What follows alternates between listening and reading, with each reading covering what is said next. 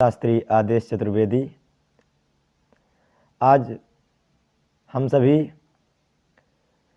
के मन में एक बात तो आती है कि जो गुरुकुल में जो वैदिक बटुक ब्राह्मण पठन पाठन कर रहे हैं और जो करना चाहते हैं, तो उनके मन में तो एक प्रश्न तो अवश्य उठता होगा कि वेद इत्यादि कर्मकांड इत्यादि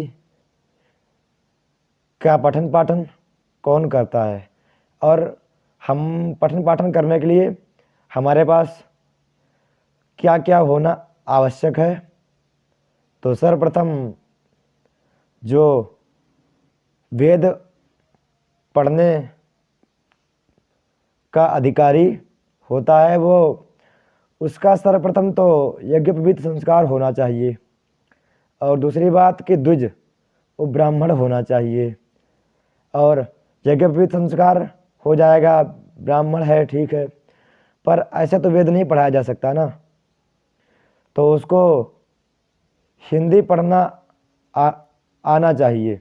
जैसे श्री रामचरितमानस का पाठ इत्यादि सुंदरकांड का पाठ तो करना अति आवश्यक है, क्योंकि जो वेद पढ़ाया जाता है हम सभी को, अगर हम लोगों की हिंदी सब्जेक्ट हिंदी विषय अगर कमज़ोर है तो वेद के मंत्र कैसे पढ़ेंगे। तो इसलिए हम सभी को वेद पढ़ने के लिए सर्वप्रथम हिंदी पढ़ना आना ही चाहिए, जब जाके हम वेद का पठन पाठन एवं याज्ञवल्क्य जैसे शिक्षा ग्रंथों का पठन पाठन कर सकते हैं।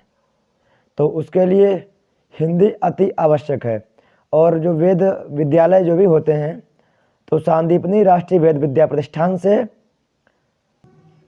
में जिन छात्रों का नाम लिखा जाता है, तो कक्षा 5वीं की मार्कशीट उनके पास होना आवश्यक है। उसके पश्चात जिस भी गुरुकुल में आप अपने बच्चे का एडमिशन लिखवाना चाहते हैं, करवाना चाहते हैं, तो उस विद्यालय के अनुसार वहाँ पर कुछ महीने की शुल्क है या नहीं है, या वहाँ शुल्क पड़ेगी भी या नहीं पड़ेगी, यज्ञोपवीत संस्कार का भी कुछ पैसे लगेंगे या नहीं, ये आपको जहाँ जिस विद्यालय में आपको एडमिशन लेना है, अपने बच्चे का या अपना दाखिला करवाना है, तो वहाँ के आचार्य से संपर्क करके यह जानकारी तो वो ही बता सकते हैं, क्योंकि हर जगह नियम अलग अलग होता है। कहीं पर तो कुछ पैसे लिए जाते हैं, कहीं पर पैसे नहीं लिए जाते हैं।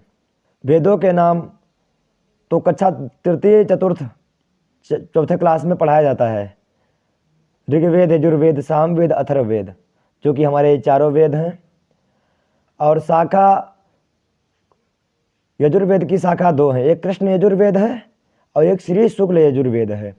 तो इनके नाम आजकल तो सबको आता है, पर जिनको नहीं आता वो अति आवश्यक है इसको याद कर लें, क्योंकि जहाँ पर भी आप एडमिशन के लिए जाएंगे, अपने बच्चे का या अपना दाखिला करवाने जाएंगे, तो वहाँ पर जो आचार्य हैं वह यह प्रश्न अवश्य पूछेंगे। और बच्चे की उम्र कितनी होनी चाहिए, कक्षा 5वीं की मार्कशीट होनी चाहिए, और उम्र बच्चे की 10 साल से 12 साल तक के बच्चे का एडमिशन वेद विद्यालय में लिया जा सकता है, क्योंकि जो वेद विद्यालय का कोर्स है यह 7 साल का होता है, सप्तम वर्ष का।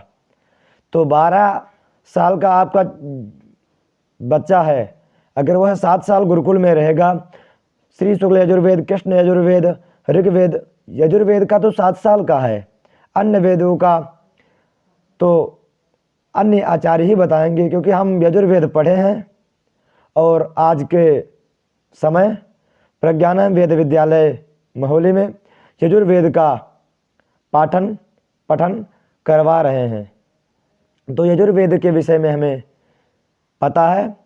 तो 7 साल का यजुर्वेद का कोर्स होता है। यजुर्वेद पढ़ने से मतलब क्या प्राप्त होगा, मतलब कहने का है अगर हम कर्मकांड इत्यादि करवाना चाहते हैं तो कर्मकांड के मंत्र इत्यादि यजुर्वेद में ज़्यादा से ज़्यादा संख्या में मिल जाएंगे। यजुर्वेद में कितने मंत्र हैं?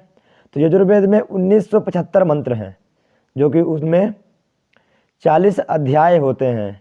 किसी अध्याय में 50 मंत्र हैं, किसी में 112 हैं, किसी में 63 हैं। ऐसे करके 40 अध्याय के मंत्र मिलाकर कुल संख्या उनकी 1975 होती है। तो वेद पढ़ना चाहिए हमें, वेद का ज्ञान होना आवश्यक है। वेद का ज्ञान प्राप्त करने के बाद हमें आगे की पढ़ाई के लिए दूसरे विद्यालय में भी जा सकते हैं और गुरु जी के आज्ञा अनुसार हम आगे कार्य कर सकते हैं, क्योंकि जहाँ के भी जो आचार्य हैं वह आगे की पढ़ाई का भी, अगर गुरु से आपका प्रेम स्नेह है तो आगे की पढ़ाई का विद्यालय कहाँ पर है, क्या करना है, कब जाना है, वो सारी सुविधा आपके गुरुजी करा देंगे। तो इसी के साथ आज के वीडियो में हम सभी को यह ज्ञान प्राप्त हुआ कि अगर हम गुरुकुल में अपने छात्र का या अपना दाखिला कराना चाहते हैं तो कक्षा 5वीं की मार्कशीट होना आवश्यक है और हिंदी का पठन पाठन अति आवश्यक है। जब हिंदी बच्चे को आ रही होगी, जब संस्कृत पढ़ाने में जो भी आचार्यगण हैं उनको सरलता होती है, क्योंकि अब 6ठी क्लास 5वीं क्लास जो पास कर लेते हैं तो हिंदी तो उनको आ ही जाती है, इसलिए हिंदी अति आवश्यक है। तो 5वीं की मार्कशीट हिंदी आना चाहिए, ये 2 चीज़ें तो आवश्यक हैं। इसी के साथ जय सिया राम, हरिओम, नमो नमः।